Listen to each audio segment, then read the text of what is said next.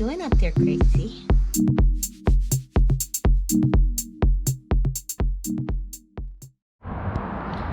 Hello!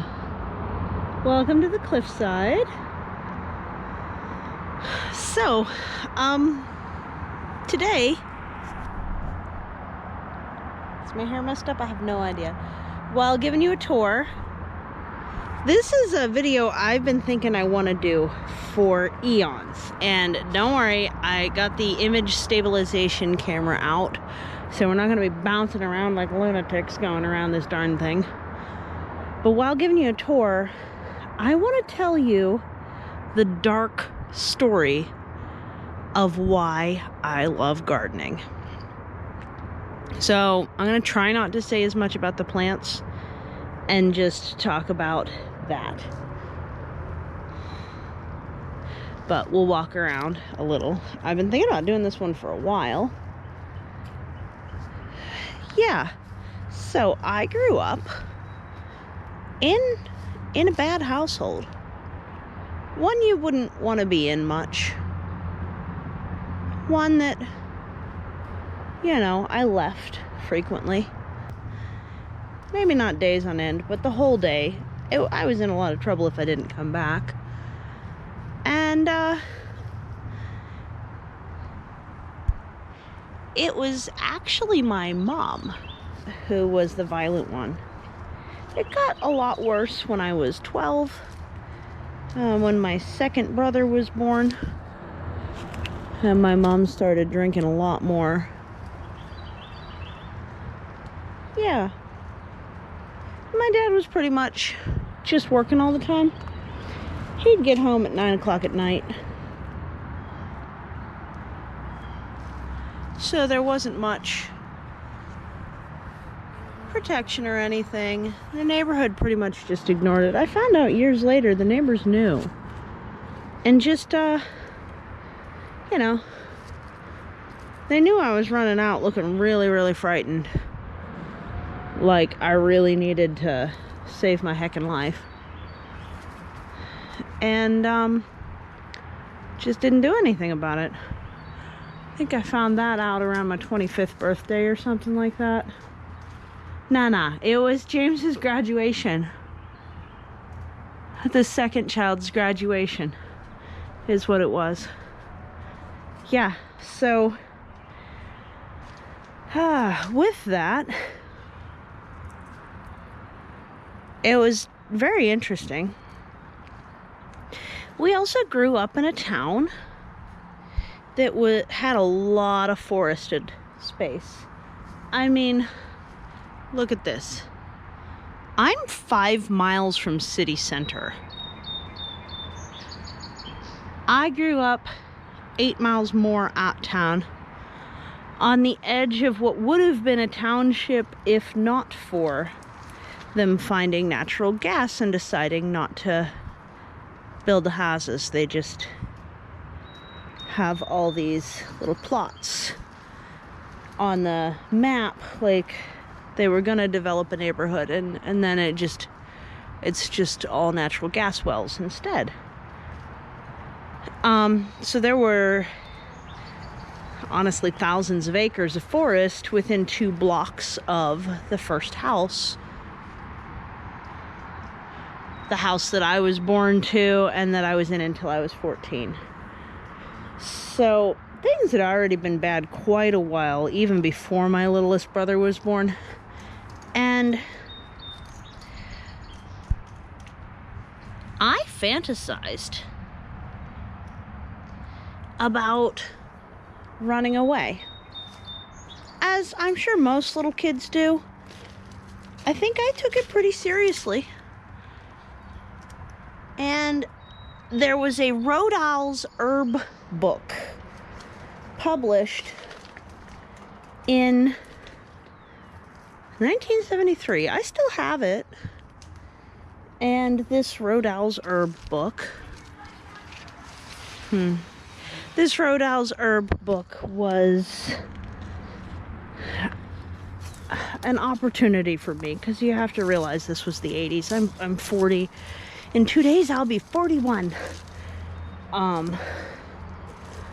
it was one of the limited opportunities for me to start studying edible plants, and extended family-wise, I had quite a lot of edible plant knowledge in the family.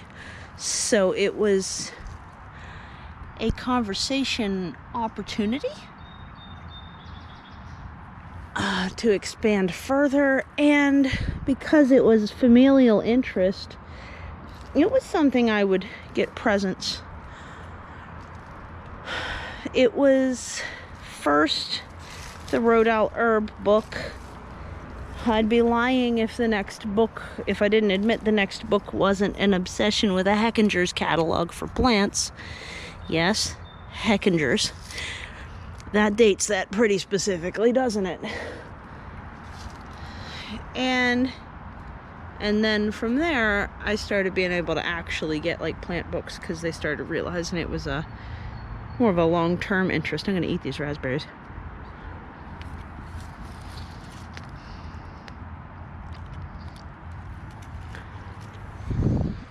I started designing gardens because there was a neighborhood house that had a tree and hedge combo around the edge of the lawn, so thick you couldn't even tell if they were in there or not. And yes, my house is definitely patterned after that. Oh, for sure. Yeah. But the obsession with edible plants, especially around the time the internet started to come in and I had really big access to this kind of information. So we got the internet, I think in '93, which was when I was 12. I think that's correct. And of course there were school books and libraries and stuff. We did go to the library regularly. I was studying what was edible, East Coast. And I always dreamed of popping out into our forest and just living off of what was in the forest, and slowly working my way south so that I wouldn't have to survive a winter. So it would have been probably midsummer I would have done it. And from there, head south, probably end up in Florida.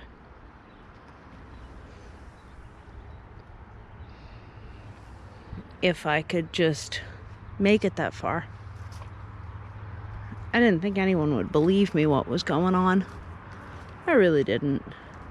And I was kind of right, it turned out, because there was a lot of stigma against, like mothers are perfect, that kind of thing. And so to believe me saying otherwise was difficult for people in the 90s. It really was. So I think I mainly just held on to that dream more than anything. I held on to the dream. I didn't ever actually act on it. There was one time but we only made it down the block. Me and the neighbor kid. And I'm going to go ahead and name her because she's nowhere near this region anymore, and nobody knows where I lived or live. Rachel. She had as much, if not more, going on than me.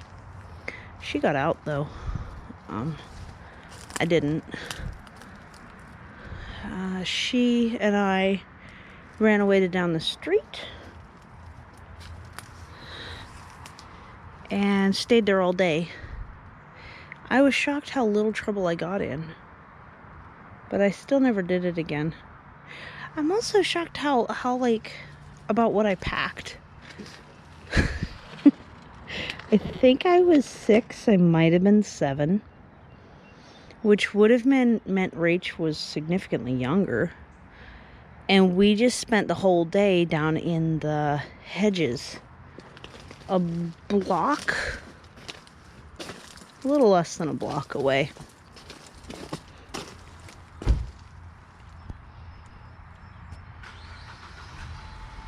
And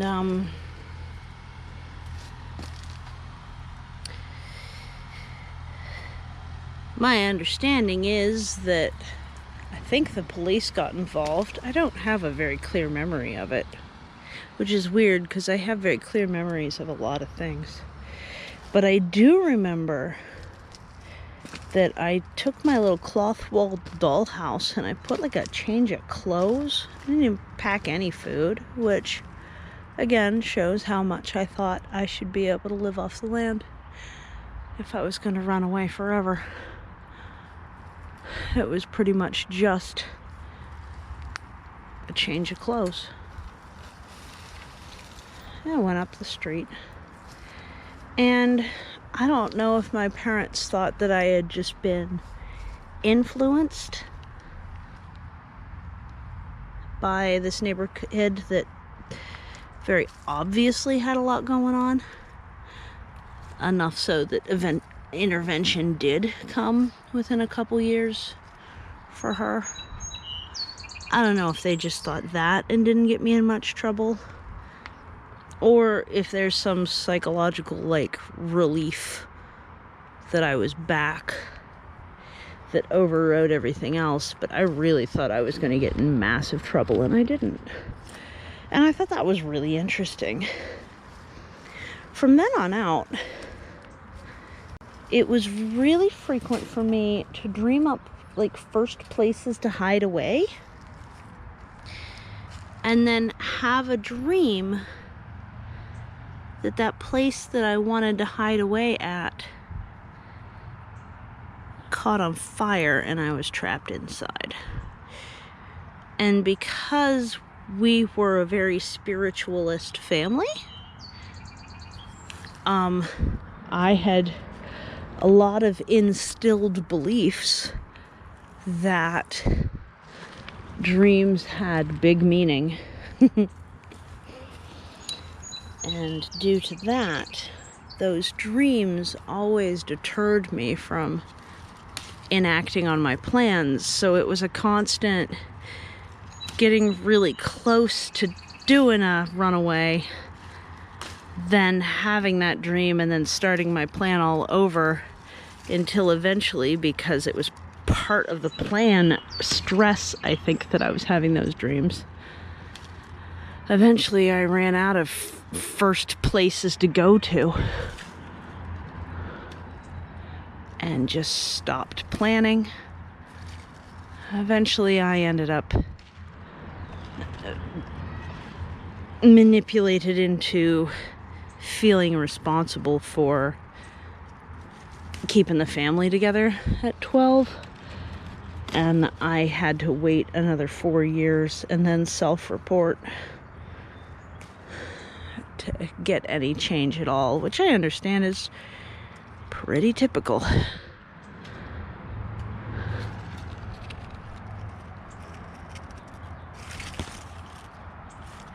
So that was eventually the way out, except then I was trapped in a different form of manipulation, very much so, where I was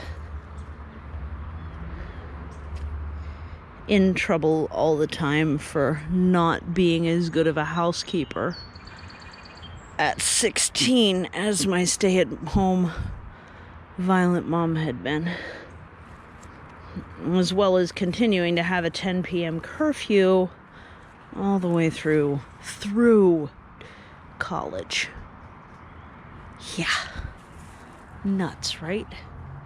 Who has a 10 p.m. curfew and isn't allowed to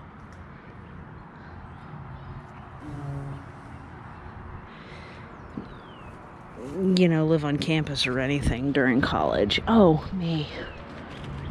Yeah. So it went from physical violence to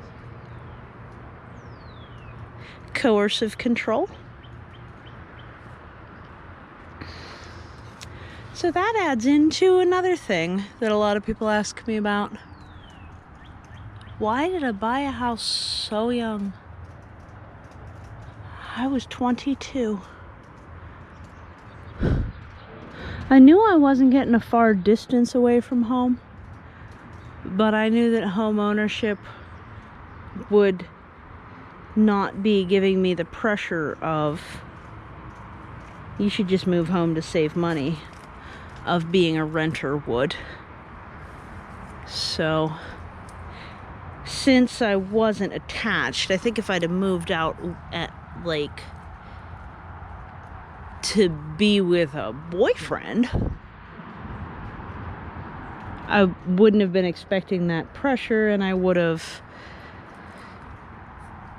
felt safe to try renting first. But because I was moving out on my own, and there was a certain amount of expectation about what people were capable based on the gender binary that came out of my family. Well, specifically out of my dad. That I figured I'd better buy the place, or I was going to get constant pressure to move home. And he couldn't encourage me otherwise, because it was such a tall pipe dream of his to have a kid that owned a house. So it was a strategic move. It definitely was.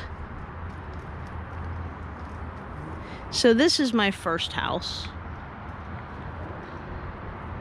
18 years later, I did address this. You can't see it till I'm here. I did address this as a start, but I'm going to have to probably get contractors in. So that is torn out enough that I can continue to apply termite stuff to it. Because I don't know if I have termites, ants, or wood-eating beetles, but I have something in there. So I've been spraying it, and I'm keeping the birds out, because the birds, I think, are what carried them up there, I think. Not that I wouldn't love to convert this to a greenhouse space from, like, this side of the window back, I think, and then just have this still be an open covered porch. Maybe some screen. Who knows? Probably open covered porch, because it's so nice to just have somewhere covered to put things.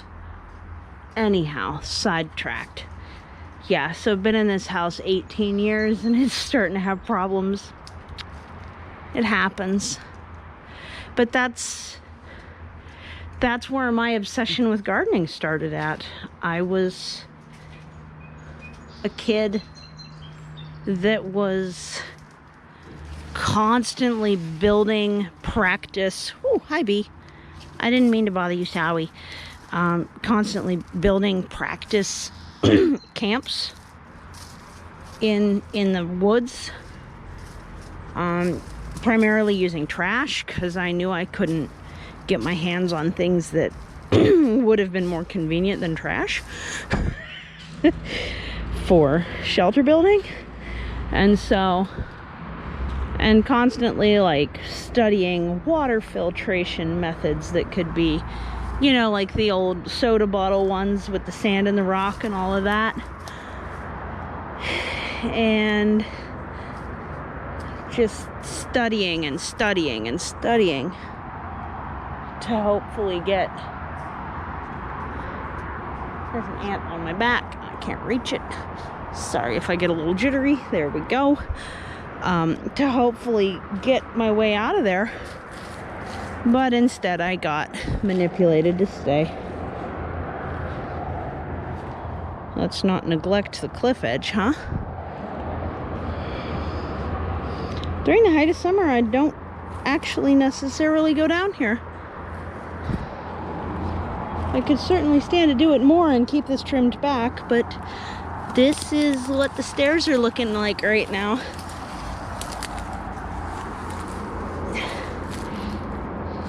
And those are my bright orange shoes. Yeah, I could definitely stand to keep this a bit better trimmed back. Plus, those are burr plants. But I mainly let this place be wild and allow these to be service access corridors. Is that? That's a lantern bug. Yep. Ugh, gods. We got them now. Oh god, look at them. They're pretty, yes, but they're super deadly.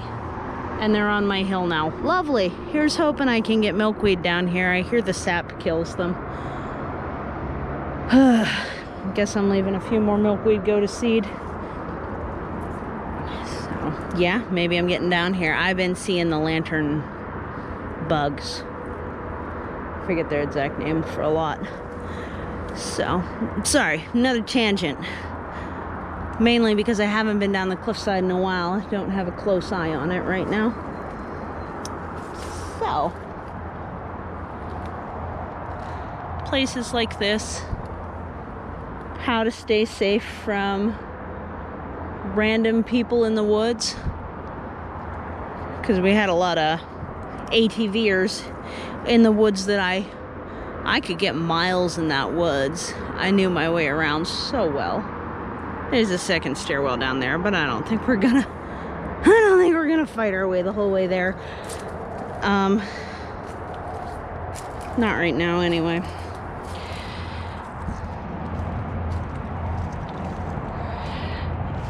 And paid a lot of attention in Girl Scouts for so long as we had Girl Scouts available to us.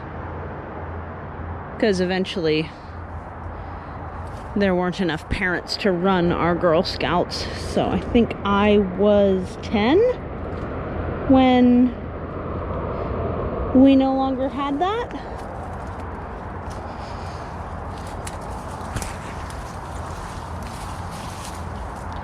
I believe that's correct. I studied things like crafting books from the turn of the century, like the book for boys, and we got a used library book that we purchased that was like crafts that 1910 wilderness children could do. It included like snowshoes and making sleds out of willow branches and stuff like that. It included shelter building. It included a lot. And I was very, very into that and memorized quite a lot out of that book. I can still picture most of the images. I kept hold of my mom's old Girl Scout book.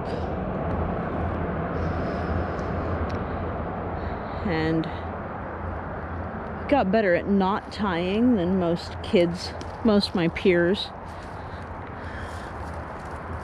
I just studied a lot of things that had to do with wilderness, but I really was never given the chance to test it.